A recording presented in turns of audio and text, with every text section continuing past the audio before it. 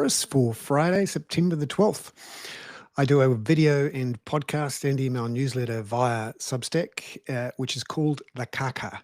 It's all about Aotearoa's political economy around housing, climate and poverty. Today, I wanted to look at a scoop from Chris Knox in the New Zealand Herald, which leads the New Zealand Herald this morning. That's news that Carl Bates, a first-time National MP for Whanganui, has 25 rental properties through a family trust. The family trust is called Carpe Diem. So it turns out that he didn't declare this on the Parliamentary Pecuniary Register. He argues that because it was in a family trust and he was only a beneficiary, he didn't need to. This is an interesting quirk of the way that parliamentary interest declarations are made by MPs, and it reinforces an issue which is increasingly problematic, that the MPs in Parliament who get to vote on all sorts of laws and decide the future of our tax system and the incentives are often personally incentivised in favour of the current tax-free status for capital gains on residential property. And when you look across the pecuniary register, most of the other MPs declare either direct ownership of multiple properties or through family trusts interest in family properties. I don't think we've heard the last of this. Carl Bates says he's checked this first with the Speaker of Parliament and the parliamentary services, and he thinks that it complies with the rules, but I don't think it does, and or at least it doesn't comply with the spirit of the rules, and certainly just reinforces this problem we have in our political economy, where the economic interests at stake are lined up to keep the status quo. Now, the other thing to watch is this ongoing debate about the independence of the Reserve Bank. Now, of course, the Reserve Bank Act for 1989 established the Reserve Bank as a completely independent institution, where in theory, the finance minister wasn't allowed to set interest rates and wasn't allowed to mess around inside the Reserve Bank to change policy.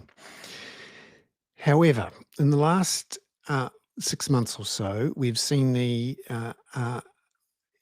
urgent and initially unexplained departure of Adrian Orr after a good 7 years in charge. It turns out he resigned, but only after the board wrote him a letter saying they were concerned about his behaviour. And after, it turns out, Nicola Willis, the finance minister, was advised she may have to sack him.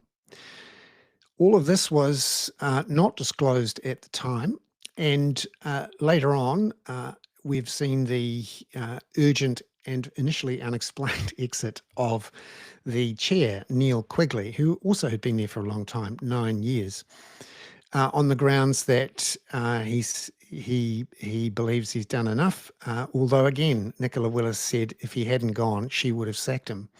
So it just reinforces that the Reserve Bank is vulnerable to interference by politicians through the vehicle of the employment of the governor, which is decided by the finance minister, and the same with the directors of the board. This is acknowledged by Christian Hawkesby in a speech he made yesterday to the Financial Services conference in Auckland, where he said it's been a challenging period and we face a test of trust and confidence. Now, he's right about that, but I think it's more broad than just the departure of these two individuals and the disclosures around that. In my view, the Reserve Bank's own analysis of its performance around monetary policy and prudential policy during COVID, during which it did quantitative easing, a bond buying, some would argue money printing, of over $50 billion, removed LVR restrictions and lent tens of billions of dollars at 0% to banks, which helped pump up housing prices dramatically in 2021. That has shocked the economy, and you could argue is one of the reasons why we're struggling at the moment with a balance sheet recession.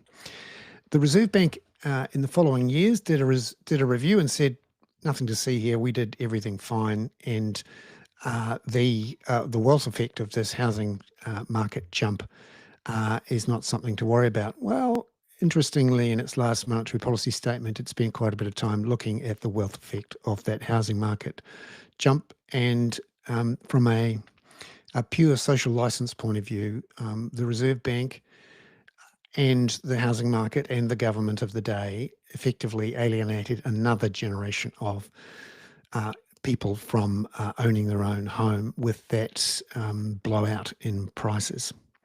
Now, speaking of house prices, Westpac has just cut its house price growth forecast for 2025 from 3.6% to 0.6% and put out a note saying that the housing market is comatose after so-called COVID excesses. And however, Westpac is confident that house prices will rise again by 5.4% in 2026. I'm Bernard Hickey. That was today's chorus for the Kaka on Friday, September the 12th. Ka kite anō.